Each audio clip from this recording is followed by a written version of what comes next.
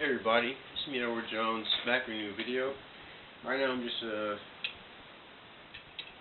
enjoying some cake and a glass of milk while everyone outside on this evening is playing in the snow. Because yeah, it's snowing right now in Columbia, South Carolina. I'm not sure how long it's going to last, but I guess it's good for people to enjoy out there who aren't really used to snow. I'm from New York, so snow is not really anything new to me. So I don't know, I may take a drive around the neighborhood just to see how things look, all snow covered.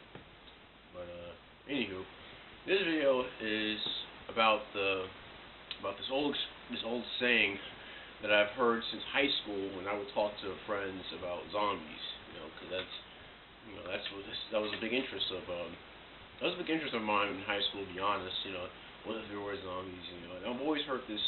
I've heard this going from zombies to social collapse to power outages to storms to what have you. Even zombies currently. If it hits the fan, I'm coming to your house. I've heard that since high school.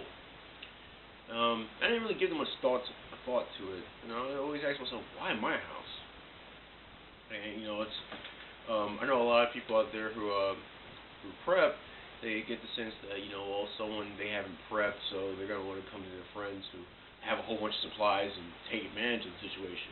Now, I'm not saying that there aren't people like that. Trust me, I have people that I know are like that, and I've told them, if you may want to change, you may want to have a change of plans if stuff went down, because I don't think it'll turn out too good. If you come, to where I am and where my other friends are, 'cause I live with two other friends of mine, and to think that we're gonna, just take advantage of what we have, you got another thing coming. I'd say pretty much if you want to see me at my worst, try taking advantage of me. But as I heard it from, when I heard that from some other friends of mine, it wasn't necessarily that they wanted to take advantage of me. And I understand some thought that may go around with other preppers, and they may think that if someone says something like that, they're someone who's been lazy, they didn't take care of their own business. I don't believe it's necessarily so. I think it has something to do with maybe a person's, I'm not sure, maybe I can call it fortitude or those with weaker constitutions. Best way I can describe it. There are some people who, whether they prepare or not, it's the mental. It's the mental, and it can also be the emotional. They don't have the strength. They may not have the inner strength.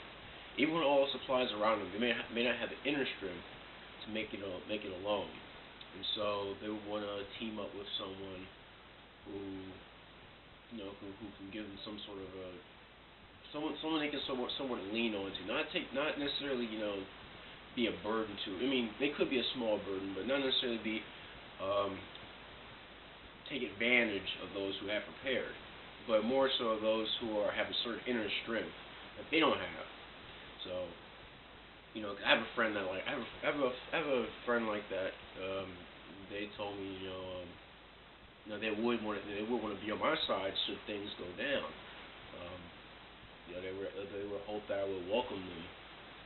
And I thought about it. So, I do have that thought about other friends and other people who have said that. But with this person, I know them pretty well. In the sense that if they were on their own, they might not make it.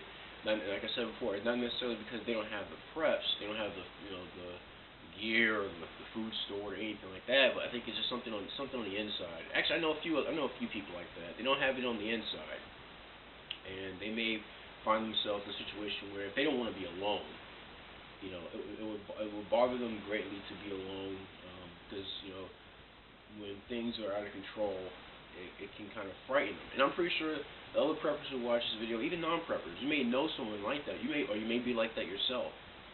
So I would say that for those of you who who participate in this lifestyle, or I guess in a sense this way of being. You save up for tomorrow. You have your guns, you have your food, you have your first aid, things like that. Anytime anytime you get in a conversation with someone and they bring that point up, if things go south, I want to be on your side. I want to come to your house. I don't think you try not to, I say don't dismiss them outright. I mean, I would say process it in your mind. The type of person that's saying that. If there's someone that is fully capable of doing all this stuff, but they're just lazy, then yeah, you follow along with that. But if there's someone who if they could do this, they could prepare, but you kind of sense that they may not have the inner strength, or like I said, they may have a strong constitution to actually be able to survive through something like that. I mean, we're humans. We all have different strengths and weaknesses, and some people are more weak in that area than others.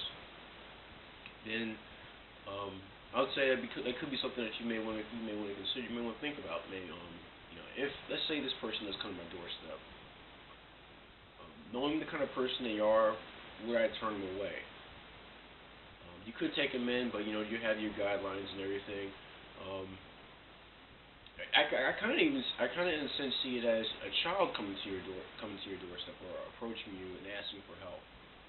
Some people, even grown men and women, they can be childlike in their handling of certain situations. It could be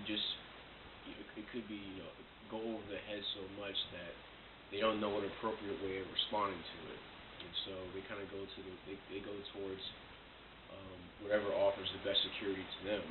Maybe not just support, life supporting security, but emotional support. So just something to throw out there. Just see if anybody who watches this video, if they know anyone like that, and kind of run it through your mind. Someone like that, would you readily turn them away? Even at gunpoint, would you turn them away, knowing how fragile they are? And like I said, not necessarily selfish, but just fragile. They may not have it in them to stand. They may not have it inside, have the inner strength to endure something like that. I've been through many situations where I've seen people break down around me, and it opens your eye up to the realization that there are people out there who are just they're a bit weaker on the inside, and that's not to say that's a bad thing. They could just be more sensitive to certain situations, and they may need it may help them to have someone alongside them that kind of coach them through whatever situation they may be facing. Like I said, I thought about it. This person said, they would come to my house, and among the many times I've heard that from other people, they are someone I probably would consider bringing them in. I have another friend like that. It's just something that they may not be able to comprehend. They may not have seen it, and if they see something like that, like I said, with this weather right now, it's snowing, and I have my preps, in terms of somewhat dealing with cold weather. This other person doesn't have it, and it's not necessarily because they're too lazy. The person may have financial issues, and other things, but usually it could be a combination of they don't have the preps on the outside, and don't have this inner strength to actually deal with any of the strain that these kind of situations may place on them. So I've had people plenty of times before come to me because they seem lost on something, so they seem like I'm the person to go to. And maybe my reputation, my demeanor, going to a previous video, has something to do with that. So share your thoughts. I'd like to hear what other people have to say about the matter.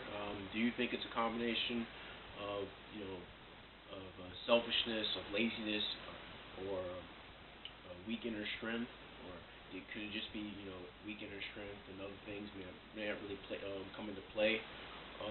If something should happen, please share your thoughts. I encourage you to leave comments in the comment section. Just please be civil to other people who are watching this video. But that's my video. Also, I want to give a big thank you to my subscribers once more. I know I said that in my previous video.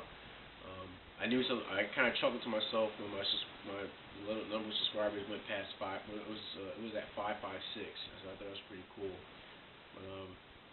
But that's my video. I'm Edward Jones, and you take care. Oh, and stay warm for those of you out there who aren't used to all this cold weather.